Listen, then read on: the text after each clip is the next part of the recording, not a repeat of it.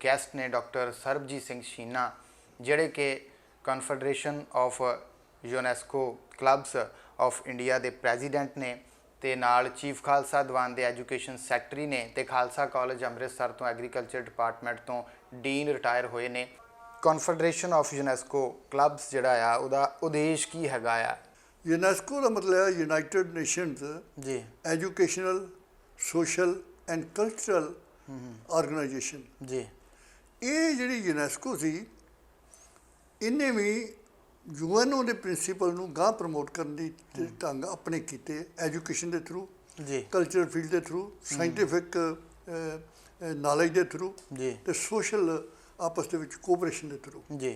ਸ਼ੀਨਾ ਸਾਹਿਬ ਜਿਵੇਂ ਤੁਸੀਂ ਮੈਂ ਦਰਸ਼ਕਾਂ ਨੂੰ ਦੱਸ ਦੇਵਾਂ ਕਿ ਡਾਕਟਰ ਸਰਬਜੀਤ ਸਿੰਘ ਸ਼ੀਨਾ ਜਿਹੜੇ ਆ ਉਹ ਪਹਿਲੇ ਪੰਜਾਬੀ ਨੇ ਜਿਹੜੇ ਕਿ confederation of UNESCO clubs of India ਦੇ ਜਿਹੜੇ ਆ ਉਹ ਪ੍ਰਧਾਨ ਬਣੇ ਨੇ, ਪ੍ਰੈਜ਼ੀਡੈਂਟ ਬਣੇ ਨੇ।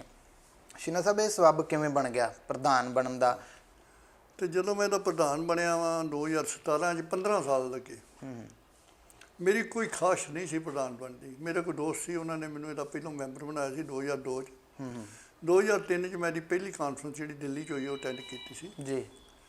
ਉਹਦੇ ਬਾਅਦ ਇਹ ਲਗਾਤਾਰ ਮੈਂ 2 ਸਾਲ ਬਾਅਦ ਇਹ ਅਟੈਂਡ ਕਰਦਾ ਰਿਹਾ ਜੀ। ਵੈਸੇ ਸਾਡੀਆਂ ਜਿਹੜੀਆਂ ਕਾਨਫਰੰਸਿਸ ਨੇ ਉਹ ਸਾਲ ਦੇ ਵਿੱਚ 2-2 3-3 ਹੁੰਦੀਆਂ ਨੇ ਜੀ, ਪਰ ਮੈਂ ਤਕਰੀਬਨ 5 'ਚ 7 'ਚ 9 'ਚ ਤਕਰੀਬਨ ਜਾਂਦਾ ਰਿਹਾ ਜੀ ਜੀ।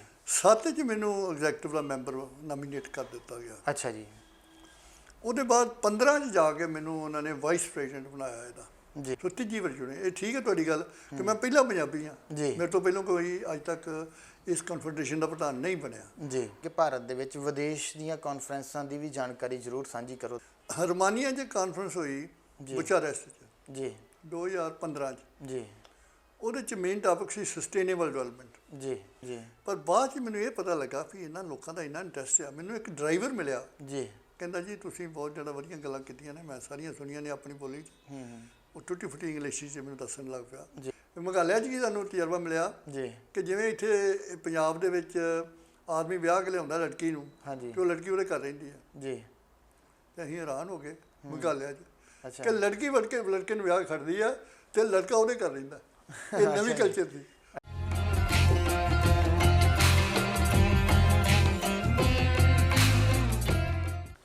ਵਾਹਿਗੁਰੂ ਜੀ ਕਾ ਖਾਲਸਾ ਵਾਹਿਗੁਰੂ ਜੀ ਕੀ ਫਤਿਹ। ਪ੍ਰੋਗਰਾਮ ਖਾਸ ਗੱਲਬਾਤ ਦੇ ਵਿੱਚ ਵਿਸ਼ਵ ਭਰ ਦੇ ਸਰੋਤਿਆਂ ਦਾ ਸਵਾਗਤ ਹੈ।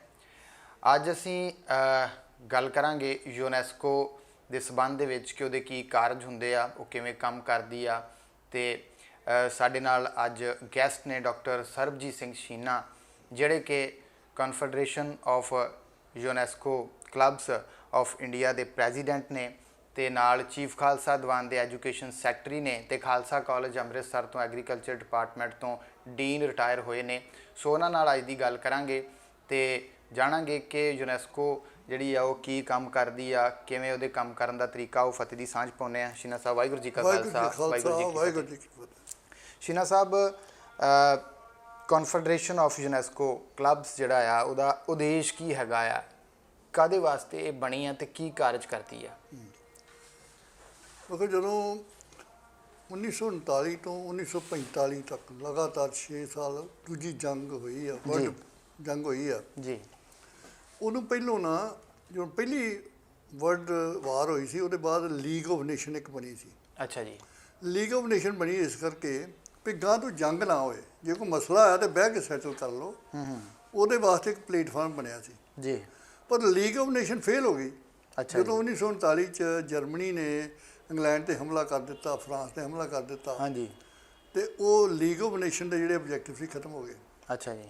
6 ਸਾਲ ਜੰਗ ਚੱਲੀ, ਕਰੋੜਾਂ ਲੋਕ ਮਰੇ, ਬਰਬਾਦੀ ਘਰਾਂ ਦੀ ਹੋਈ, ਕਈ ਮੁਲਕ ਤਬਾਹ ਹੋ ਗਏ, ਰਾਜ ਪਲਟੇ ਹੋਏ ਜੀ। 45 ਜੋ ਜੰਗ ਖਤਮ ਹੋਈ ਆ ਹਾਂਜੀ, ਉਹਦੇ ਬਾਅਦ ਉਹਨਾਂ ਨੇ ਫਿਰ ਸੋਚਿਆ, ਲੋਕਾਂ ਦੇ ਵਰਲਡ ਦੇ ਨੀਤੀਆਂ ਨੇ ਸੋਚਿਆ ਵੀ ਆਪਾਂ ਫਿਰ ਬਹੀਏ ਤਾਂ ਕਿ ਦੁਬਾਰਾ ਜੰਗ ਨਾ ਹੋਏ ਜੀ। ਉਹਦੇ ਵਿੱਚੋਂ ਉਹਨਾਂ ਨੇ UN ਫਾਰਮ ਕੀਤੀ, ਯੂਨਾਈਟਿਡ ਨੇਸ਼ਨਸ ਆਰਗੇਨਾਈਜੇਸ਼ਨ ਜੀ।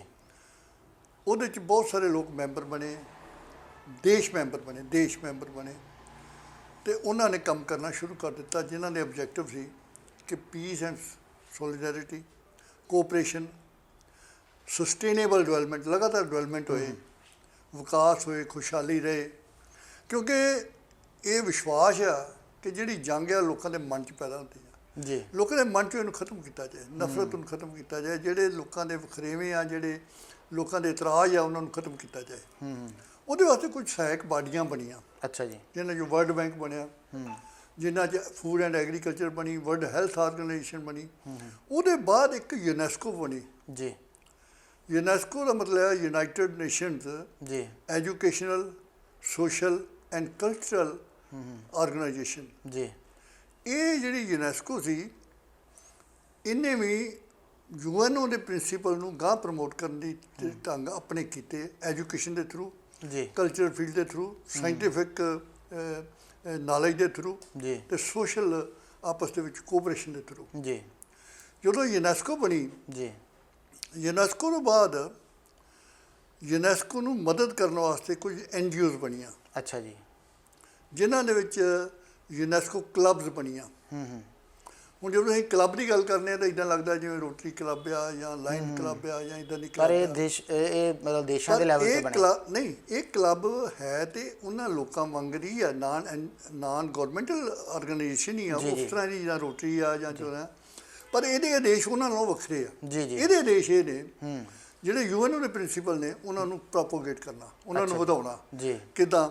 ਪੀਸ ਵਧਾਉਣਾ ਆ, ਐਜੂਕੇਸ਼ਨ ਵਧਾਉਣੀ ਆ, ਡਿਵੈਲਪਮੈਂਟ ਵਧਾਉਣੀ ਹੈ, ਲੋਕਾਂ 'ਚ ਅੰਡਰਸਟੈਂਡਿੰਗ ਵਧਾਉਣੀ ਹੈ, ਲਿਟਰੇਚਰ ਵਧਾਉਣਾ ਹੈ, ਡਰਾਮਾ ਵਧਾਉਣਾ ਹੈ, ਮਿਊਜ਼ਿਕ ਵਧਾਉਣਾ ਹੈ, ਜੀ, ਤਾਂ ਕਿ ਲੋਕਾਂ ਨੂੰ ਜਿਹੜੀ ਰਿਚ ਕਲਚਰਲ ਲਾਈਫ ਹੈ ਉਹ ਮਿਲੇ, ਜੀ, ਉਹਨਾਂ ਦਾ ਜੰਗ ਵਾਲੀ ਸੋਚ ਬਦਲ ਜਾਏ। ਜੀ। ਇਹ ਕਲੱਬਾਂ ਬਣਨੀਆਂ ਸ਼ੁਰੂ ਹੋ ਗਈਆਂ।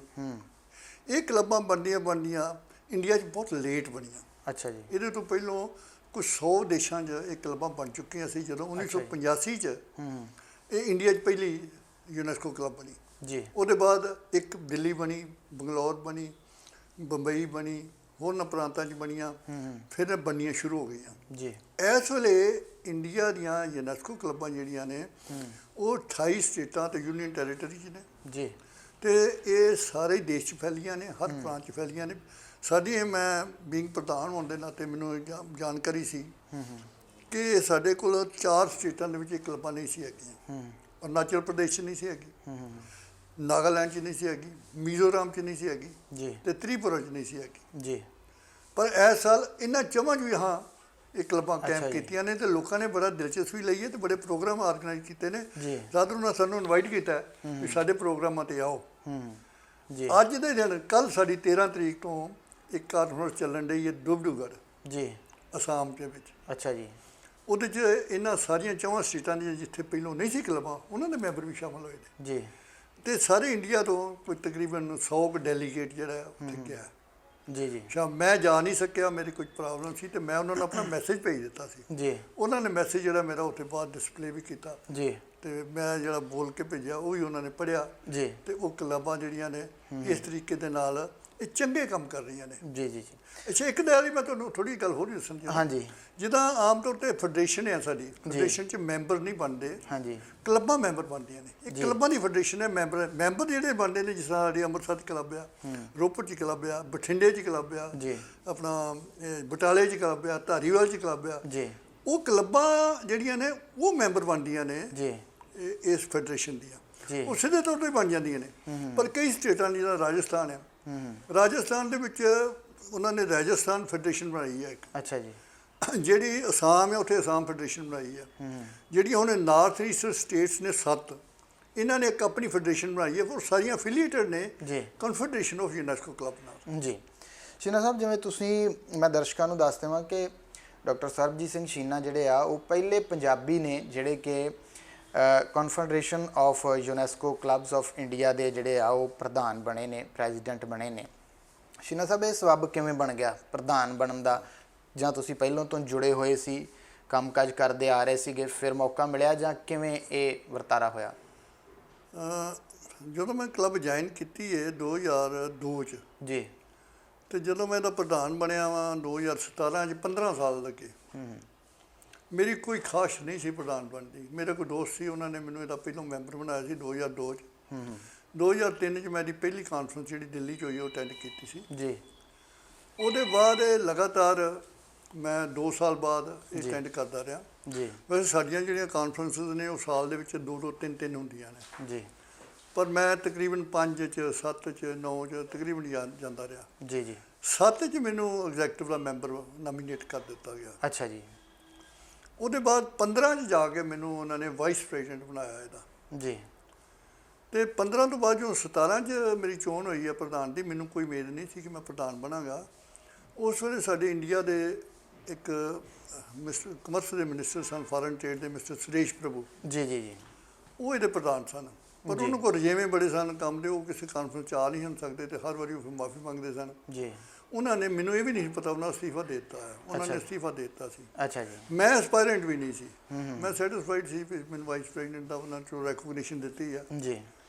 ਮੇਰੇ ਕੋਲ ਸਾਡਾ ਸੈਕਟਰੀ ਜਨਰਲ ਤੇ ਇੱਕ ਕੈਸ਼ੀਅਰ ਜਿਹੜਾ ਸਾਡੀ ਟ੍ਰੇਜਰ ਜਿਹੜੀ ਸਾਡੀ ਬਾਡੀ ਦਾ ਸੀ, ਉਹ ਆਏ ਤੇ ਮੈਨੂੰ ਉਹਨਾਂ ਨੇ ਕੰਨ 'ਚ ਕਿਹਾ ਜੀ ਅਸੀਂ ਤੁਹਾਨੂੰ ਪ੍ਰਧਾਨ ਨਾਮੀਨੇਟ ਕਰਨਾ ਜਾ ਰਹੇ ਹਾਂ ਜੀ ਤੇ ਤੁਸੀਂ ਨਾ ਨਹੀਂ ਕਰਨੀ। ਜੀ। ਮੈਂ ਰੀਅਲੀ ਮੇਰੇ ਵਾਸਤੇ ਹੈਰਾਨਗੀ ਦੀ ਗੱਲ ਸੀ, ਦੋ ਗੱਲਾਂ ਕਰਕੇ। ਜੀ। ਵੀ ਇੱਕ ਤੇ ਵੇਖੋ ਸਾਡੇ ਦੇਸ਼ 'ਚ 1500 ਕਲੱਬਾਂ ਆ, ਸਾਰੀਆਂ ਸਟੇਟਾਂ 'ਚ ਨੇ, ਤੇ ਸ਼ਾਇਦ ਮੇਰੇ ਕੋਲੋਂ ਇੰਨਾ ਕੰਮ ਹੋ ਨਾ ਸਕੇ, ਇੱਕ ਇਹ ਸੀ ਖਦਸ਼ਾ। ਦੂਜਾ ਖਦਸ਼ਾ ਇਹ ਸੀ ਕਿ ਮੈਂ ਕਦੀ ਐਸਪਾਇਰ ਹੀ ਨਹੀਂ ਕੀਤਾ ਕਿ ਮੈਂ ਇਹਦਾ ਪ੍ਰੈਜ਼ੀਡੈਂਟ ਬਣਨਾ ਹੈ, ਕਿਉਂਕਿ ਉੱਥੇ ਪਹਿਲੋਂ ਸਾਡੇ ਮਿਸਟਰ ਰਾਮਨਾਥ ਮਿਰਧਾ ਹੋਮ ਮਿਨਿਸਟਰ ਰਹੇ ਵੀ ਸਨ। ਹਾਂਜੀ। ਕਈ ਵਾਰੀ ਹੁੰਦਾ ਕਿ ਇਹਨਾਂ ਕਲੱਬਾਂ ਦਾ ਕੋਈ ਤਗੜਾ ਬੰਦਾ ਬਣਾ ਦਿਓ ਤਾਂ ਕਿ ਉਹ ਕਲੱਬ ਦਾ ਜਿਹੜਾ ਹੋਰ ਇਮੇਜ ਜਿਹੜਾ ਇੰਪਰੂਵ ਹੋ ਜਾਂਦਾ। ਹਾਂਜੀ। ਪਰ ਉਹਨਾਂ ਨੇ ਜਦੋਂ ਮੈਨੂੰ ਕਿਹਾ ਤੇ ਮੇਰੇ ਵਾਸਤੇ ਹੈਰਾਨੀ ਤੇ ਹੋਈ। ਬਾਅਦ 'ਚ ਉਹਨਾਂ ਨੇ ਅਨਾਉਂਸ ਕੀਤਾ ਜੀ ਅਸੀਂ ਇਹਨਾਂ ਦਾ ਨਾਂ ਨਾਮੀਨੇਟ ਕੀਤਾ ਤੇ ਜੇ ਕਿਸੇ ਨੂੰ ਕੋਈ ਇਤਰਾਜ਼ ਹੈ ਤੇ ਦੱਸੋ। ਕਿਸੇ ਨੇ ਇਤਰਾਜ਼ ਨਹੀਂ ਕੀਤਾ ਤੇ ਮੈਨੂੰ ਉਹਨਾਂ ਨੇ ਇਹਦਾ ਪ੍ਰਧਾਨ ਬਣਾ ਦਿੱਤਾ। ਜੀ। ਫਿਰ ਸਾਡਾ ਕੰਸਟੀਟਿਊਸ਼ਨ ਇਹ ਕਹਿੰਦਾ ਕਿ ਹਰ 2 ਸਾਲ ਬਾਅਦ ਇਹਦੀ ਇਲੈਕਸ਼ਨ ਹੋਣੀ ਹੈ, ਡੈਲੀਗੇਟਸ ਨੇ ਕਰਨੀ ਹੈ। ਜੀ। ਫਿਰ ਦੂਜੀ ਵਾਰੀ ਹੋਈ, ਮੈਂ 19 'ਚ ਫਿਰ ਪ੍ਰਧਾਨ ਚੁਣਿਆ ਗਿਆ। ਅੱਛਾ ਜੀ। ਪਿਛਲੇ ਸਾਲ 21 ਮੈਂ ਫਿਰ ਪ੍ਰਧਾਨ ਚੁਣਿਆ ਗਿਆ। ਜੀ। ਸੋ ਤੀਜੀ ਵਾਰ ਚੁਣਿਆ। ਇਹ ਠੀਕ ਹੈ ਤੁਹਾਡੀ ਗੱਲ ਕਿ ਮੈਂ ਪਹਿਲਾਂ ਪੰਜਾਬੀ ਹਾਂ, ਮੇਰੇ ਤੋਂ ਪਹਿਲਾਂ ਕੋਈ ਅੱਜ ਤੱਕ ਇਸ ਕਨਫੈਡਰੇਸ਼ਨ ਦਾ ਪ੍ਰਧਾਨ ਨਹੀਂ ਬਣਿਆ। ਜੀ।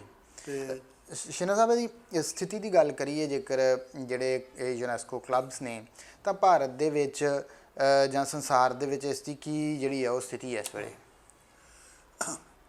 ਮੈਂ ਬਹੁਤ ਮੁਲਕਾਂ 'ਚ ਇਸ ਫੈਡਰੇਸ਼ਨ ਦੀ ਵਜ੍ਹਾ ਕਰਕੇ ਗਿਆ ਹਾਂ ਜੀ। ਮੈਂ ਵੇਖਿਆ ਲੋਕਾਂ 'ਚ ਬੜਾ ਉਤਸ਼ਾਹ ਆ। ਜੀ। ਇੰਡੀਆ ਦੀਆਂ ਆਪਣੀਆਂ ਪ੍ਰੋਬਲਮ ਨੇ, ਜਿੰਨਾ ਜ਼ਿਆਦਾ ਪ੍ਰੋਬਲਮ ਇਕਨੋਮਿਕਸ ਨਾਲ ਰਿਲੇਟਡ ਨੇ। ਜੀ। ਉਹਨਾਂ ਲੋਕਾਂ 'ਚ ਪ੍ਰੋਸਪੈਰਿਟੀ ਆ। ਜੀ।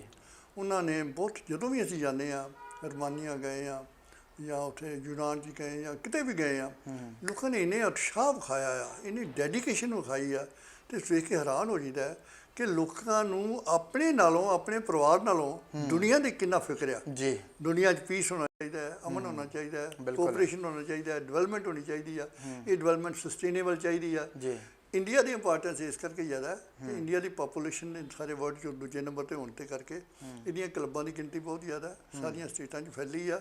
ਤੇ ਸਭ ਤੋਂ ਮਾਣ ਵਾਲੀ ਗੱਲ ਇਹ ਆ ਜੀ ਕਿ ਸਾਡਾ ਸੈਕਟਰੀ ਜਨਰਲ ਜਿਹੜਾ ਸੀ ਮਿਸਟਰ ਧਰਿੰਦਰ ਭਟਨਾਗਰ ਜੀ, ਉਹਨੂੰ 2015 'ਚ ਸਾਰੀ ਵਰਲਡ ਦਾ ਫੈਡਰੇਸ਼ਨ ਦਾ ਪ੍ਰਧਾਨ ਚੁਣ ਲਿਆ ਗਿਆ ਜੀ, ਜਿਹੜੀ ਇੰਡੀਆ ਵਾਸਤੇ ਬੜੀ ਵੱਡੀ ਮਾਣ ਦੀ ਗੱਲ ਸੀ।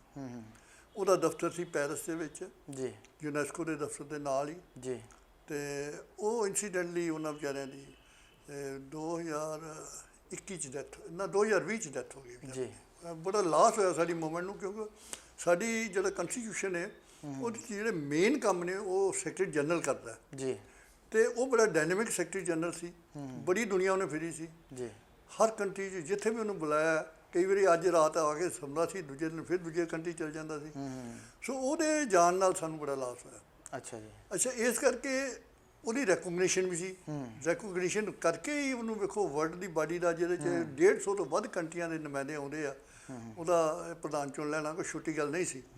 ਸੋ ਇਸ ਕਰਕੇ ਜਿਹੜੀ ਭਾਰਤ ਦੀ ਯੂਨੈਸਕੋ ਕਲੱਬਾਂ ਦੀ ਕਨਫੈਡਰੇਸ਼ਨ ਹੈ, ਇਹਦੀ ਵਰਲਡ ਦੀ ਫੈਡਰੇਸ਼ਨ 'ਚ ਜਾਂ ਏਸ਼ੀਆ ਦੀ ਫੈਡਰੇਸ਼ਨ ਦੇ ਵਿੱਚ ਬੜੀ ਵੱਡੀ ਇੰਪੋਰਟੈਂਸ ਹੈ। ਡਾਕਟਰ ਸਾਹਿਬ, ਦੇਸ਼ ਦੇ ਵੱਖ-ਵੱਖ ਪ੍ਰਾਂਤਾਂ ਦੀ ਗੱਲ ਕਰੀਏ, ਉੱਥੇ ਕਾਨਫਰੰਸਿਸ ਜਿਹੜੀਆਂ ਆਯੋਜਿਤ ਹੁੰਦੀਆਂ ਆ, ਉਹ ਕਿਵੇਂ ਹੁੰਦਾ ਸਾਰਾ? ਫਿਰ ਬਹੁਤੀ ਵਾਰੀ ਜ਼ਿਆਦਾ ਤੌਰ 'ਤੇ ਜਿਹੜੇ ਕਲੱਬ ਦੇ ਲੀਡਰ ਨੇ ਨਾ ਜੀ, ਉਹਨਾਂ ਨੂੰ ਆਪਣੇ ਕੋਲੋਂ ਹੀ ਇਹਦਾ ਖਰਚ ਕਰਨਾ ਪੈਂਦਾ, ਆਪਣੇ ਕੋਲੋਂ ਹੀ ਹੋਸਟ ਕਰਨੀ ਪੈਂਦੀ ਹੈ। ਅੱਛਾ ਜੀ। ਜਿੱਦਾਂ ਮੈਂ ਅੰਮ੍ਰਿਤਸਰ ਦੇ ਵਿੱਚ 3 ਵਾਰੀ ਕਾਨਫਰੰਸ ਕਰਾ ਚੁੱਕਾ ਹਾਂ ਜੀ। 2010 'ਚ ਕਰਾਈ ਸੀ, 2019 'ਚ ਕਰਾਈ ਸੀ ਤੇ 2021 'ਚ ਕਰਾਈ ਸੀ। ਅੱਛਾ ਜੀ। ਸਾਰਾ ਖਰਚਾ ਜਿਹੜਾ ਉਹ ਜਿਹੜਾ ਸਟੇਟ ਦਾ ਯੂਨਿਟ ਹੈ ਉਹਦੇ 'ਤੇ ਪਾਇਆ ਜਾਂਦਾ ਹੈ। ਅੱਛਾ ਜੀ। ਪਰ ਕਈ ਵਾਰੀ ਕੁਝ ਉਹ ਆਰਗੇਨਾਈਜੇਸ਼ਨ ਇਹਦੀਆਂ ਹੈਲਪ ਵੀ ਕਰ ਦਿੰਦੀਆਂ ਨੇ, ਈਵਨ ਗੌਰਮੈਂਟ ਵੀ ਕਰ ਦਿੰਦੀ ਹੈ। ਅੱਛਾ ਜੀ। 2013 'ਚ ਅਸਾਮ ਦੀ ਗੌਰਮੈਂਟ ਨੇ ਸਪਾਂਸਰ ਕੀਤੀ ਸੀ। ਅੱਛਾ ਜੀ। ਉਦੋਂ ਉੱਥੇ ਕਾਂਗਰਸ ਦੀ ਗੌਰਮੈਂਟ ਸੀ ਤੇ ਮੈਂ ਵੀ ਗਿਆ ਸੀ। ਉਸ ਕਾਨਫਰੰਸ 'ਚ ਜਿੰਨਾ ਵੀ ਖਰਚਾ ਆਇਆ ਸੀ ਰਾਦਰ ਉਹਨਾਂ ਨੇ ਏਡੀ ਵਧੀਆ ਕਾਨਫਰੰਸ ਕਰਾਈ ਜੀ ਇੰਨੀਆਂ ਫੈਸਿਲਿਟੀ ਦਿੱਤੀਆਂ ਸਾਡੇ ਟੂਰਿਸਟ ਨੂੰ ਇੰਨੀ ਸੈਰ ਕਰਾਈ ਸਾਰੇ ਅਸਾਮ ਦੀ ਵੀ ਜਿਹੜੀ ਪੋਸੀਬਲ ਨਹੀਂ ਸੀ ਆਮ ਆਦਮੀ ਵਾਸਤੇ ਜੀ ਜੀ ਜੀ ਇੱਦਾਂ ਕਰਨੀ ਸਿਮਿਲਰਲੀ ਮੇਘਾਲਿਆ ਦੀ ਗਵਰਨਮੈਂਟ 'ਚ ਮੈਨੂੰ ਉਹ ਬੰਦਾ ਕਦੀ ਨਹੀਂ ਭੁੱਲ ਸਕਦਾ ਹਾਂਜੀ ਮਿਸਟਰ ਉਹਦਾ ਨਾਂ ਸੀ ਸੰਗਮਾ ਤੇ ਲੱਗਦਾ ਸੀ ਬਾਅਦ 'ਚ ਚੀਫ ਮਿਨਿਸਟਰ ਸੀ ਕ੍ਰਿਸਚੀਅਨ ਜੀ ਚੀਫ ਮਿਨਿਸਟਰ ਸੀ ਕਿਉਂਕਿ ਉਹ ਮੇਰੇ ਨਾਲ ਉਹਦੀ ਖਾਸ ਇੱਕ ਇੰਸੀਡੈਂਟ ਹੋਇਆ ਸੀ ਮੈਨੂੰ ਤਾਂ ਜ਼ਿਆਦਾ ਵਾਕਫੀ ਬਣ ਗਈ ਉਹਦੀ ਜੀ ਤੇ ਉਹਨਾਂ ਨੇ ਇਹ ਯੋਜਿਤ ਕਰਾਈ ਸੀ ਅੱਛਾ ਜੀ ਫਿਰ ਉਹਨਾਂ ਨੇ 17 'ਚ ਕਰਾਈ ਸੀ ਫਿਰ ਸਾਨੂੰ ਵੇਖਣ ਦਾ ਮੌਕਾ ਮਿਲਿਆ ਮੇਘਾਲਿਆ ਨੂੰ ਅੰਦਰੋਂ ਜਾ ਕੇ ਅੱਛਾ ਕਿ ਜੀ ਕਿਸ ਤਰ੍ਹਾਂ ਦਾ ਕੰਟਰੀ ਆ ਤੇ ਬੜੀ ਅਜੀਬ ਜੀ ਕਲਚਰ ਵੀ ਵੇਖੀ ਉੱਥੇ ਜੀ ਤੇ ਕਈ ਵਾਰੀ ਇਸ ਤਰ੍ਹਾਂ ਸਰਕਾਰਾਂ ਵੱਲੋਂ ਵੀ ਹੈਲਪ ਹੋ ਜਾਂਦੀ ਆ ਜੀ ਪਹਿਲੋਂ ਯੂਨੈਸਕੋ ਵੀ ਮਦਦ ਕਰਦੀ ਸੀ ਯੂਨੈਸਕੋ ਜਿਹੜਾ ਕੋਈ ਇਵੈਂਟ ਹੁੰਦਾ ਸੀ 2 ਸਾਲ ਬਾਅਦ 50,000 ਰੁਪਏ ਦੀ ਹੈਲਪ ਕਰਦੀ ਸੀ ਪਰ ਹੁਣ ਹੌਲੀ ਹੌਲੀ ਪਤਾ ਨਹੀਂ ਕਿਉਂ ਬੰਦ ਕਰੀ ਪਤਾ ਕਰਾਂਗੇ ਜੀ ਵੀ ਇਹ ਕਿਸ ਤਰ੍ਹਾਂ ਬੰਦ ਹੋਈ ਆ ਜੀ ਤੇ ਇਸ ਤਰੀਕੇ ਨਾਲ ਜ਼ਿਆਦਾ ਜਿਹੜੇ ਖਰਚੇ ਨੇ ਪਰ ਫਿਰ ਵੀ ਜਿਸ ਤਰ੍ਹਾਂ ਤੁਹਾਡੇ ਵੇਖੋ ਰੋਟਰੀ ਕਲੱਬ ਆ ਜਾਂ ਬੜੀਆਂ ਮਹਿੰਗੀਆਂ ਕਲੱਬਾਂ ਨੇ ਹਾਂਜੀ ਇਹਦੇ 'ਚ ਤਾਂ ਕੋਈ ਕੰਟਰੀਬਿਊਸ਼ਨ ਹੀ ਨਹੀਂ ਹੈਗੀ ਇਹ ਤਾਂ ਸਿਰਫ ਇਹ ਆ ਵੀ ਜਦੋਂ ਤੁਸੀਂ ਕੋਈ ਕਾਨਫਰੰਸ ਕਿਤੇ ਦੂਜੇ ਚੌਥੇ ਪੰਜਵੇਂ ਸਾਲ ਕਰਨੀ ਆ ਹਾਂਜੀ ਉਦੋਂ ਤੁਹਾਨੂੰ ਮਿਲਾ ਕੇ ਕਰਨਾ ਪੈਂਦਾ ਜੇ ਕੋਈ ਸਪਾਂਸਰ ਨਹੀਂ ਕਰਦਾ ਜੀ ਜੀ ਤੇ ਅਦਰਵਾਈਜ਼ ਇਹ ਅੱਛਾ ਕੰਮ ਆ ਚੰਗਾ ਹੀ ਉਦਮ ਆ ਚੰਗੇ ਆਦੇਸ਼ ਹੈ ਇਸ ਕਲੱਬਾਂ ਦੇ ਜੀ ਹੋਣੀ ਚਾਹੀਦੀ ਹੈ ਜੀ ਡਾਕਟਰ ਸਾਹਿਬ ਜਿਵੇਂ ਇਹ ਤੇ ਗੱਲ ਕੀਤੀ ਕਿ ਭਾਰਤ ਦੇ ਵਿੱਚ ਵਿਦੇਸ਼ ਦੀਆਂ ਕਾਨਫਰੰਸਾਂ ਦੀ ਵੀ ਜਾਣਕਾਰੀ ਜ਼ਰੂਰ ਸਾਂਝੀ ਕਰੋ ਦਰਸ਼ਕਾਂ ਦੇ ਨਾਲ ਹਾਂ ਵੇਖੋ ਵਿਦੇਸ਼ਾਂ ਜਿਸ ਤਰ੍ਹਾਂ ਹੋਇਆ ਕਿ ਮੈਂ ਕੁਝ ਯਾਦਾਂ ਨੇ ਮੈਂ ਤੁਹਾਨੂੰ ਇੱਕ ਤੇ ਯਾਦ ਦੱਸਣਾ ਜੀ ਹਰਮਾਨੀਆ 'ਚ ਕਾਨਫਰੰਸ ਹੋਈ ਬੁਚਾਰੈਸਟ 'ਚ ਜੀ 2015 'ਚ ਜੀ ਉਹਦੇ 'ਚ ਮੇਨ ਟਾਪਿਕ ਸੀ ਸਸਟੇਨੇਬਲ ਡਿਵੈਲਪਮੈਂਟ ਜੀ ਵੀ ਡਿਵੈਲਪਮੈਂਟ ਲਗਾਤਾਰ ਕਿੱਦਾਂ ਬਣੀ ਰਹੇ ਜੀ ਸਸਟੇਨੇਬਲ ਡਿਵੈਲਪਮੈਂਟ ਲਗਾਤਾਰ ਕਿੱਦਾਂ ਬਣੀ ਰਹੇ ਜਿੱਦਾਂ ਮੈਂ ਉਹਨਾਂ ਨੂੰ ਦੱਸਣਾ ਹੁਣ ਅਸੀਂ ਖਾਦ ਪਾਉਂਦੇ ਆ ਪੈਲੀ 'ਚ ਹਾਂਜੀ ਇਸ ਸਾਲ 5 ਬੋਰੀਆਂ ਪਾਉਣੀਆਂ ਅਗਲੇ ਸਾਲ 6 ਪਾਉਣੀਆਂ ਪੈਂਦੀਆਂ ਅਗਲੇ ਸਾਲ 7 ਪਾਉਣੀਆਂ ਉਹਨੇ ਫਿਰ ਐਂਡ ਕਿੱਥੇ ਹੋਏਗਾ ਜੀ ਇਹ ਸਸਟੇਨੇਬਲ ਨਹੀਂ ਹੈਗੀ ਸਸਟੇਨੇਬਲ ਉਹ ਆ ਵੀ ਖਾਦ ਤੋਂ ਬਗੈਰ ਜਿਹੜੀ ਨੈਚੁਰਲ ਸੋਰਸਸ ਦੇ ਥਰੂ ਜਿਹੜੀ ਖੇਤੀ ਹੋਏ ਉਹਨੂੰ ਸਸਟੇਨੇਬਲ ਅਸੀਂ ਕਹਿੰਦੇ ਹਾਂ ਜੀ ਉਹ ਕਾਨਫਰੰਸ ਸੀ ਮੇਰਾ ਉੱਥੇ ਭਾਸ਼ਣ ਸੀ ਆਰਗੈਨਿਕ ਫਾਰਮਿੰਗ ਤੇ ਅੱਛਾ ਜੀ ਉਹ ਜਿਹੜਾ ਅਸੀਂ ਭਾਸ਼ਣ ਦਿੱਤਾ ਉਹਦੀ ਨਾਲ ਟਰਾਂਸਲੇਟ ਹੋ ਰਹੀ ਸੀ ਇੱਕ ਰਮਾਨੀਆ ਦੀ ਬੋਲੀ 'ਚ ਜੀ ਤੇ ਇੱਕ ਰਸ਼ੀਅਨ 'ਚ ਤੇ ਇੱਕ ਇੰਗਲਿਸ਼ 'ਚ 3 ਬੋਲੀਆਂ 'ਚ ਟਰਾਂਸਲੇਟ ਜੀ ਮੈਂ ਜਿਹੜੀ ਮਰਜ਼ੀ ਬੋਲੀ 'ਚ ਬੋਲ ਸਕਦਾ ਸਾਂ ਪਰ ਮੈਂ ਇੰਗਲਿਸ਼ 'ਚ ਬੋਲਦਾ ਸੀ ਜੀ ਉਹ ਨਾਲ ਟਰਾਂਸਲੇਟ ਹੋ ਰਹੀ ਸੀ ਉੱਥੇ ਮੈਨੂੰ ਨਹੀਂ ਪਤਾ ਕਿ ਕੌਣ ਸੁਣਦਾ ਜਾਂ ਕਿਹਨੇ ਸੁਣੀ ਆ ਜੀ ਪਰ ਬਾਅਦ 'ਚ ਮੈਨੂੰ ਇਹ ਪਤਾ ਲੱਗਾ ਕਿ ਇਹਨਾਂ ਲੋਕਾਂ ਦਾ ਇੰਨਾ ਇੰਟਰਸਟ ਆ ਮੈਨੂੰ ਇੱਕ ਡਰਾਈਵਰ ਮਿਲਿਆ ਜੀ ਕਹਿੰਦਾ ਜੀ ਤੁਸੀਂ ਬਹੁਤ ਜ਼ਿਆਦਾ ਵਧੀਆ ਗੱਲਾਂ ਕੀਤੀਆਂ ਨੇ ਮੈਂ ਸਾਰੀਆਂ ਸੁਣੀਆਂ ਨੇ ਆਪਣੀ ਬੋਲੀ 'ਚ ਉਹ ਟੁੱਟੀ ਫੁੱਟੀ ਇੰਗਲਿਸ਼ 'ਚ ਮੈਨੂੰ ਦੱਸਣ ਲੱਗ ਪਿਆ ਜੀ ਤੇ ਇਹ ਗੱਲਾਂ ਤਾਂ ਸਾਨੂੰ ਨੌਲੇਜ ਨਹੀਂ ਸੀ ਚਲੋ ਉਹ ਗੱਲ ਮੁੱਕ ਗਈ ਜੀ 2016 'ਚ ਅਸੀਂ ਇੱਕ ਕੰਟਰੀ ਹੈਗਾ ਕਜ਼ਾਕਿਸਤਾਨ ਉਹਦੀ ਕੈਪੀਟਲ ਤੇ ਨਹੀਂ ਸੀ ਬੜਾ ਵੱਡਾ ਸਿਟੀ ਆ ਜਿਵੇਂ ਆਪਣੇ ਦਿੱਲੀ ਤੋਂ ਇਲਾਵਾ ਬੰਬੇ ਵੱਡਾ ਸਿਟੀ ਹੈ ਨਾ ਹਾਂਜੀ ਆਲਮਾਟੀ ਜੀ ਆਲਮਾਟੀ 'ਚ ਕਾਨਫਰੰਸ ਸੀ ਜੀ ਉੱਥੇ ਅਸੀਂ ਰਾਤ ਨੂੰ ਗਏ ਤੇ ਚਾਈਨਾ ਦੀ ਜਿਹੜੀ ਕਨਫੈਡਰੇਸ਼ਨ ਸੀ ਉਹਦਾ ਪ੍ਰਧਾਨ ਤੇ ਉਹਦੀ ਲੜਕੀ ਮੈਨੂੰ ਵੇਖ ਕੇ ਮੇਰੇ ਵੱਲ ਉਹ ਇੱਕ ਮੇਰੀ ਪੱਗ ਕਰਕੇ ਵੀ ਛੇਤੀ ਪਛਾਣ ਹੋ ਜਾਂਦੀ ਹੈ ਹਾਂਜੀ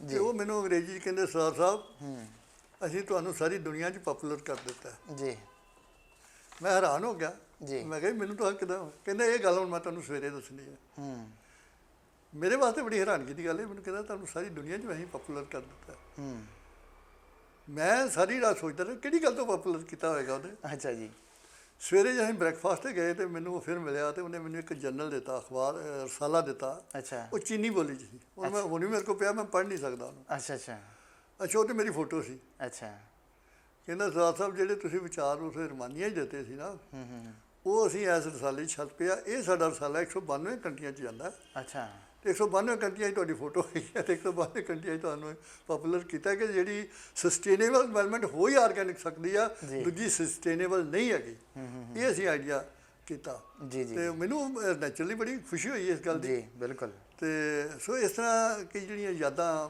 ਬਣ ਜਾਂਦੀਆਂ ਨੇ ਇਸ ਮੌਕੇ ਮਿਲ ਜਾਂਦੇ ਨੇ ਜਿੱਦਾਂ ਮੈਂ ਹੀ ਗਏ ਨਾ ਮਨੀਪੁਰ ਇੱਕ ਵਾਰੀ ਗਏ ਅੱਛਾ ਜੀ ਮਨੀਪੁਰ ਗਏ ਤੇ ਮੈਨੂੰ ਆਂਦੇ ਜੀ ਅਸੀਂ ਤੁਹਾਨੂੰ ਇੱਕ ਬਾਰਡਰ ਵਿਖਾਉਣਾ ਆ ਬਰਮਾ ਦਾ ਜੀ ਉਹ ਇੰਫਾਲ ਰਾਜਸਥਾਨੀ ਤੋਂ ਕੋਈ 82-83 ਕਿਲੋਮੀਟਰ ਸੀ ਪਹਾੜੀ ਏਰੀਆ ਸੀ ਜਿੱਦਾਂ ਹਿਮਾਚਲ ਪ੍ਰਦੇਸ਼ ਦਾ ਜੀ ਜੀ ਅਸੀਂ ਉੱਥੇ ਗਏ ਤੇ ਉਹ ਬਾਰਡਰ ਦੇ ਸੀ ਵੀ ਤੁਹਾਨੂੰ ਆਪਣਾ ਆਇਡੈਂਟੀ ਕਾਰਡ ਵਿਖਾ ਕੇ ਤੇ ਬਾਰਡਰ ਤੋਂ ਐਂਟਰ ਕਰਨ ਦਿੰਦੇ ਸੀ ਬਰਮਾ 'ਚ ਜੀ ਪਰ ਉਹਨਾਂ ਦੀ ਸ਼ਰਤ ਸੀ ਵੀ 4 ਵਜੇ ਤੋਂ ਪਹਿਲਾਂ ਵਾਪਸ ਆ ਜਾਓ ਅੱਛਾ ਜੀ ਉੱਥੇ ਜੋ ਖਰੀਦਣਾ ਖਰੀਦੋ ਜਿੱਥੇ ਜਾਣਾ ਜਾਓ ਜੋ ਵੀ ਮਰਜ਼ੀ ਕਰੋ ਪਰ ਉਹਨਾਂ ਦੀ ਕੰਡੀਸ਼ਨ ਹੈ ਕਿ 4 ਵਜੇ ਤੋਂ ਪਹਿਲਾਂ ਤੁਸੀਂ ਸਾਰੇ ਫਿਰ ਇਸ ਪਾਸੇ ਇਸੇ ਤਰ੍ਹਾਂ ਹੀ ਉਧਰ ਦੇ ਜਿਹੜੇ ਬਰਮੀ ਲੋਕ ਸੀ ਉਹਨਾਂ ਨੂੰ ਇੱਧਰ ਦੀ ਇਹ ਸਾਡੇ ਵਾਸਤੇ ਨਵੀਂ ਗੱਲ ਸੀ ਕਿ ਬਗੈਰ ਪਾਸਪੋਰਟ ਬਗੈਰ ਵੀਜ਼ੇ ਤੇ ਅਸੀਂ ਦੂਜੇ ਦੇਸ਼ ਦੀ ਜਾ ਕੇ ਸੈਰ ਕਰਨ ਲੱਗੇ ਆ ਤੇ ਉਹਦੀ ਕੰਡੀਸ਼ਨ ਹੈ ਵੀ 4 ਵਜੇ ਤੋਂ ਪਹਿਲਾਂ ਵਾਪਸ ਹੋਣਾ ਪੈਣਾ। ਅਸੀਂ ਉਹਦੇ ਜਾ ਕੇ ਵੇਖਿਆ ਜਿਵੇਂ ਆਪਣੇ ਪੰਜਾਬ ਦਾ ਵਾਘੇ ਦਾ ਬਾਰਡਰ ਆ ਪਾਕਿਸਤਾਨ ਦਾ ਨਾ ਪਹਿਰਾਵੇ 'ਚ ਕੋਈ ਫਰਕ ਸੀ। ਅੱਛਾ ਜੀ। ਮਨੀਪੁਰ ਦਾ ਤੇ ਬਰਮਾ ਦਾ ਨਾ ਖਾਣੇ 'ਚ ਫਰਕ ਸੀ, ਨਾ ਬੋਲੀ 'ਚ ਫਰਕ ਸੀ ਤੇ ਨਾ ਉਹਨਾਂ ਦੀ ਜਿਹੜੀ ਕਲਚਰ ਸੀ ਉਹਦੇ 'ਚ ਫਰਕ ਸੀ। ਅੱਛਾ ਜੀ। ਇੱਕ ਲਕੀਰ ਵੱਜੀ ਸੀ ਜੀ, ਇੱਕ ਗੇਟ ਲੱਗਾ ਸੀ ਬਸ, ਉਹ ਗੇਟ ਉਧਰ ਬਰਮਾ ਸੀ, ਇੱਧਰ ਮਨੀਪੁਰ ਸੀ। ਅੱਛਾ ਜੀ। ਇੱਦਾਂ ਦੇ ਕਈ ਜਿਹੜੇ ਤਜਰਬੇ ਮਿਲ ਜਾਂਦੇ ਆ। ਹਾਂ, ਸਿਮਿਲਰਲੀ ਮੇਘਾਲਿਆ 'ਚ ਵੀ ਸਾਨੂੰ ਤਜਰਬਾ ਮਿਲਿਆ ਜੀ ਕਿ ਜਿਵੇਂ ਇੱਥੇ ਪੰਜਾਬ ਦੇ ਵਿੱਚ ਆਦਮੀ ਵਿਆਹ ਕੇ ਲਿਆਉਂਦਾ ਲੜਕੀ ਨੂੰ ਤੇ ਉਹ ਲੜਕੀ ਉਹਦੇ ਘਰ ਰਹਿੰਦੀ ਹੈ ਜੀ, ਤੇ ਅਸੀਂ ਹੈਰਾਨ ਹੋ ਗਏ ਮੇਘਾਲਿਆ 'ਚ ਕਿ ਲੜਕੀ ਵੜ ਕੇ ਲੜਕੇ ਨੂੰ ਵਿਆਹ ਖੜਦੀ ਆ ਤੇ ਲੜਕਾ ਉਹਦੇ ਘਰ ਰਹਿੰਦਾ। ਇਹ ਨਵੀਂ ਕਲਚਰ ਸੀ। ਅੱਛਾ ਜੀ। ਉੱਥੇ ਲੇਡੀਜ਼ ਦਾ ਪ੍ਰਧਾਨਗੀ ਆ, ਔਰਤ ਪ੍ਰਧਾਨ ਪਰਿਵਾਰ ਨੇ ਜੀ, ਜਿਹੜੇ ਸਾਡੇ ਵਾਸਤੇ ਬਿਲਕੁਲ ਹੀ ਅਜੀਬ ਜੀ ਗੱਲ ਬਣਦੀ ਹੈ। ਸੋ ਇੱਦਾਂ ਦੀਆਂ ਕਈ ਚੀਜ਼ਾਂ ਜਿਹੜੀਆਂ ਇਹਨਾਂ ਮੌਕਿਆਂ 'ਚ ਵੇਖਣ ਦੇ ਮੌਕੇ ਮਿਲਦੇ ਰਹੇ, ਜਿਹੜੀਆਂ ਬੜੀਆਂ ਇੰਟਰਸਟਿੰਗ ਗੱਲਾਂ ਸਨ। ਹਾਂ, ਸਿਮਿਲਰਲੀ ਮੈਂ ਇੱਕ ਵਾਰੀ ਬੰਗਲਾਦੇਸ਼ ਗਿਆ ਜੀ। ਉਸ ਵੇਲੇ ਮੈਂ ਵਾਈਸ ਪ੍ਰੈਜ਼ੀਡੈਂਟ ਸੀ ਜੀ, ਮੋਸਟ ਪ੍ਰੋਬੇਬਲੀ 14 ਦੀ ਗੱਲ ਆ। ਅੱਛਾ ਜੀ। ਤੇ ਮੇਰੇ ਕੋਲ ਬੰਗਲਾਦੇਸ਼ ਦਾ ਜਿਹੜਾ ਪ੍ਰੈਜ਼ੀਡੈਂਟ ਸੀ ਕਨਫੈਡਰੇਸ਼ਨ ਦਾ, ਉਹਦੇ ਪ੍ਰਧਾਨ ਦਾ ਮੇਰੇ ਕੋਲ ਟੈਲੀਫੋਨ ਨੰਬਰ ਤੇ ਐਡਰੈਸ ਹੈਗਾ ਸੀ ਜੀ। ਮੈਂ ਚਲੋ ਉਹਨੂੰ ਮਿਲਾਂਗੇ, ਇਹਨਾਂ ਵੀ ਉਹ ਟਾਕੇ ਸੀ। ਮੈਂ ਉਹਨੂੰ ਢੱਕ ਕੇ ਫੋਨ ਕੀਤਾ, ਉਹ ਕਹਿੰਦਾ ਤੁਸੀਂ ਕਿੱਥੇ ਹੋ? ਮੈਂ ਕਿਹਾ ਜੀ ਮੈਂ ਗੁਰਦੁਆਰੇ ਆ ਠਹਿਰਿਆ। ਕਹਿੰਦਾ ਮੈਂ ਆ ਜਾਂਦਾ। ਉਹ ਗੁਰਦੁਆਰੇ ਪਹਿਲੋਂ ਮੈਨੂੰ ਆਪਣੇ ਘਰ ਲੈ ਗਿਆ। ਅੱਛਾ ਜੀ। ਜਦੋਂ ਮੈਂ ਘਰ ਗਿਆ ਤਾਂ ਉਹ ਸਾਰਾ ਪਰਿਵਾਰ ਆ ਕੇ ਉਹਨਾਂ ਨੇ ਮੇਰੇ ਪੈਰਾਂ ਨੂੰ ਹੱਥ ਲਾਏ ਜੀ। ਵਿਚਾਰੇ ਨੇ ਚੱਲ ਸਿੱਖਿਆ ਦਿੱਤੀ ਹੋਏਗੀ ਉਹਨੇ ਕਿਸ ਤਰ੍ਹਾਂ ਕੀਤਾ। ਜਦੋਂ ਮੈਂ ਉਹਦੇ ਡਰਾਇੰਗ ਰੂਮ 'ਚ ਜਾ ਕੇ ਬੈਠਾ ਤੇ ਉੱਥੇ ਮੇਰੀ ਫੋਟੋ ਬੜੀ ਵੱਡੀ ਕਰਕੇ ਤੇ ਉਹਦੀ ਦੋਵਾਂ ਦਿਆਂ ਦੀ ਫੋਟੋ ਲੱਗੀ। ਅੱਛਾ ਜੀ। ਤੇ ਮੈਂ ਕਿਹਾ ਯਾਰ ਤੂੰ ਦੱਸਿਆ ਨਹੀਂ, ਉਹ ਤਾਂ ਮੁਹੰਮਦ ਚੌਧਰੀ ਉਹਦਾ ਨਾਂ ਸੀ। ਮੈਂ ਕਿਹਾ ਤੂੰ ਮੈਨੂੰ ਦੱਸਿਆ ਨਹੀਂ, ਮੇਰੀ ਫੋਟੋ ਇੰਨੀ ਵੱਡੀ, ਮੈਨੂੰ ਇਹ ਵੀ ਨਹੀਂ ਪਤਾ ਖਿੱਚੀ ਕਦੋਂ ਆ। ਕਹਿੰਦਾ ਜਦੋਂ 13 'ਚ ਆਪਾਂ ਗੁਹਾਟੀ ਮਿਲੇ ਸਨ ਨਾ ਤੇ ਮੈਂ ਤੁਹਾਡੀ ਫੋਟੋ। ਅੱਛਾ। ਫਿਰ ਅਸੀਂ ਉਹਦੇ ਦਫ਼ਤਰ ਆਂਦਾ ਜੀ ਮੈਂ ਆਪਣੇ ਦਫ਼ਤਰ ਡੈਲੀਗੇਟ ਸੱਦੇ ਨੇ ਕੁਝ ਤੇ ਮੈਂ ਤੁਹਾਡਾ ਭਾਸ਼ਣ ਕਰਾਉਣਾ ਉੱਥੇ। ਅੱਛਾ ਜੀ। ਯੂਨੈਸਕੋ ਬਾਰੇ। ਤੇ ਮੈਂ ਚਲੋ ਚੱਲਦੇ ਹਾਂ, ਮੇਰੇ ਕੋਲ ਟਾਈਮ ਹੈਗਾ ਸੀ। ਅਸੀਂ ਉਹਦੇ ਦਫ਼ਤਰ ਗਏ, ਦਫ਼ਤਰ ਬੜਾ ਵੱਡਾ ਸੀ ਉਹਦਾ। ਅੱਛਾ। ਤੇ ਉੱਥੇ ਫਿਰ ਉਹ ਫੋਟੋ ਮੇਰੀ ਲੱਗੀ। ਅੱਛਾ ਜੀ। ਫਿਰ ਮੈਨੂੰ ਬੜਾ ਅੱਛਾ ਲੱਗਾ, ਯਾਦ ਬਣ ਗਈ ਮੇਰੀ। ਬਿਲਕੁਲ। ਸੋ ਇਹ ਇਹਨਾਂ ਤਰੀਕੇ ਨਾਲ ਇਹ ਕਲੱਬਾਂ ਜਿਹੜੀਆਂ ਨੇ ਇਹਨਾਂ 'ਚ ਇਸ ਤਰ੍ਹਾਂ ਦੇ ਜਿਹੜੇ ਮੌਕੇ ਮਿਲਦੇ ਨੇ ਇੰਟਰੈਕਸ਼ਨ ਦੇ ਜੀ, ਬਿਲਕੁਲ ਚੰਗੇ ਮੌਕੇ। ਬਿਲਕੁਲ। ਡਾਕਟਰ ਸਾਹਿਬ, ਏਸ਼ੀਆ ਅਤੇ ਵਰਲਡ ਲੈਵਲ ਦੀ ਜੇ ਗੱਲ ਕਰੀਏ ਤਾਂ ਇਸ ਸੰਸਥਾ ਦੇ ਖਾਸ ਕਾਰਜ ਜਿਹੜੇ ਹੁਣ ਤੱਕ ਹੋਏ ਆ ਉਹਨਾਂ ਦਾ ਜ਼ਿਕਰ ਅਸੀਂ ਚਾਹਾਂਗੇ ਜ਼ਰੂਰ ਕਰੋ। ਕਿਉਂਕਿ ਇਹਨਾਂ ਦਾ ਆਈਡੀਆ ਜਿਹੜਾ ਮੇਨ ਆਬਜੈਕਟਿਵ ਆ ਪ੍ਰਮੋਟ ਕਰਨ ਦਾ ਜੀ, ਗੁੱਡਵਿਲ ਪ੍ਰਮੋਟ ਕਰਨੀ, ਪੀਸ ਪ੍ਰਮੋਟ ਕਰਨਾ ਜੀ। ਇਸ ਨਾਤੇ ਕੀ ਕਰਦੇ ਆ ਕਿ ਡਿਫਰੈਂਟ ਕੰਟਰੀ ਜਿਹੜੇ ਨਾ ਉਹ ਐਕਸਚੇਂਜ ਆਫ ਸਟੂਡੈਂਟਸ ਕਰਦੇ ਆ। ਅੱਛਾ ਜੀ। ਇੱਧਰ ਦੇ ਸਟੂਡੈਂਟ ਜਿਹੜੇ ਉਹਨਾਂ ਦੇਸ਼ਾਂ ਜਾਣੇ, ਉਹਨਾਂ ਦੇ ਸਟੂਡੈਂਟ ਇੱਧਰ ਆਉਣੇ, ਉਹਨਾਂ ਨੇ ਇੱਥੋਂ ਦੀ ਕਲਚਰ ਨੂੰ ਪੜ੍ਹਨਾ, ਵੇਖਣਾ, ਲੋਕਾਂ 'ਚ ਵਿਚਰਨਾ। ਅਸੀਂ ਯੂਨਾਨ ਗਏ ਸਾਂ ਜੀ, ਤੇ ਯੂਨਾਨ ਅਸੀਂ ਇੱਥੋਂ ਬੱਚਿਆਂ ਨੂੰ ਨਾਲ ਖੜਿਆ। ਅੱਛਾ ਜੀ। ਦਿੱਲੀ ਦੇ ਸਕੂਲਾਂ ਦੇ। ਅੱਛਾ ਜੀ। ਉਹਨਾਂ ਦੀਆਂ ਟੀਚਰਸ ਵੀ ਗਈਆਂ, ਉਹ ਉਹਨਾਂ ਦੇ ਸਕੂਲਾਂ 'ਚ ਵਿਜ਼ਿਟ ਕੀਤੀਆਂ। ਉਹ ਜਦੋਂ ਆਉਂਦੇ ਨੇ ਇੱਧਰ ਵਿਜ਼ਿਟ ਕਰਦੇ ਨੇ। ਅੱਛਾ। ਉੱਥੇ ਫਿਰ ਕਈ ਸਾਨੂੰ ਹੋਰ ਵੀ ਇਸ ਤਰ੍ਹਾਂ ਦੇ ਮੌਕੇ ਮਿਲ ਜਾਂਦੇ ਆ ਜਿਹੜਾ ਬੜੀਆਂ ਅਜੀਬ ਜਿਹੀਆਂ ਗੱਲਾਂ ਜਿਹੜੀਆਂ ਸਾਹਮਣੇ ਆ ਜਾਂਦੀਆਂ ਨੇ।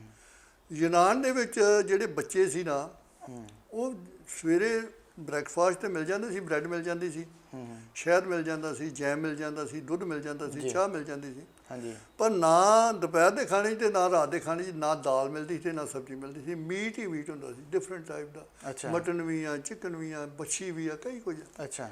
ਉਹ ਅਸੀਂ ਸਾਰੇ ਰੰਗ ਪੈ ਗਏ, ਇਹ ਕਿੱਥੇ ਫਸ ਗਏ, ਕਿਉਂ ਅਸੀਂ ਖਾਂਦੇ ਨਹੀਂ ਸਾਂ ਜੀ। ਤੇ ਮੈਂ ਪ੍ਰਧਾਨ ਨੂੰ, ਜਿਹੜਾ ਉੱਧਰ ਦਾ ਪ੍ਰਧਾਨ ਸੀ, ਉਹਦਾ ਨਾਂ ਆਰਨੀਜ਼ ਸੀ, ਮਿਸਟਰ ਆਰਨੀਜ਼। ਆਰਨੀਜ਼ ਨੂੰ ਮੈਂ ਕਿਹਾ ਯਾਰ, ਮੈਂ ਕਿਹਾ ਅਸੀਂ ਤਾਂ ਫਸ ਗਏ ਇੱਥੇ ਆ ਕੇ, ਸਵੇਰੇ ਖਾ ਲਈ ਦੇ ਬਾਅਦ 'ਚ ਜੀ ਨਹੀਂ ਕਰਦਾ। ਕਹਿੰਦਾ ਕੋਈ ਨਹੀਂ, ਮੈਂ ਤੁਹਾਡੇ ਵਾਈਸ ਪ੍ਰੈਜ਼ੀਡੈਂਟ ਨਾਲ ਗੱਲ ਕਰਾਉਣਾ। ਅੱਛਾ ਜੀ। ਤੇ ਉਹਦਾ ਮਸਲਾ ਹੱਲ ਕਰ ਦੇਗਾ ਜੀ। ਤੇ ਮੈਂ ਵਾਈਸ ਪ੍ਰੈਜ਼ੀਡੈਂਟ ਨੇ ਮੈਂ ਸੋਚਿਆ ਵੀ ਉਹੀ ਗਰੀਸ ਦਾ ਹੀ ਹੋਣਾ, ਕੋਈ ਯੂਨਾਨੀ ਹੋਏਗਾ।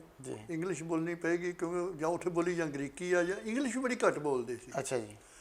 ਤੇ ਮੈਂ ਉਹਨੂੰ ਕਿਹਾ ਕਿ ਮੈਂ ਜੀ, ਉਹ ਕਹਿੰਦਾ ਜੀ ਹਾਂਜੀ ਸਰਦਾਰ ਸਾਹਿਬ, ਪੰਜਾਬੀ 'ਚ ਮੈਨੂੰ ਕਹਿੰਦਾ ਹਾਂਜੀ ਸਰਦਾਰ ਸਾਹਿਬ ਦੱਸੋ ਕੀ ਮੁਸ਼ਕਿਲ ਹੈ ਤੁਹਾਨੂੰ। ਅੱਛਾ। ਮੈਂ ਕਿਹਾ ਇਹ ਯੂਨਾਨ ਦੇ ਵਿੱਚ ਪੰਜਾਬੀ ਬੰਦਾ ਕਿਹੜਾ ਬੋਲਣ ਡਿਆ।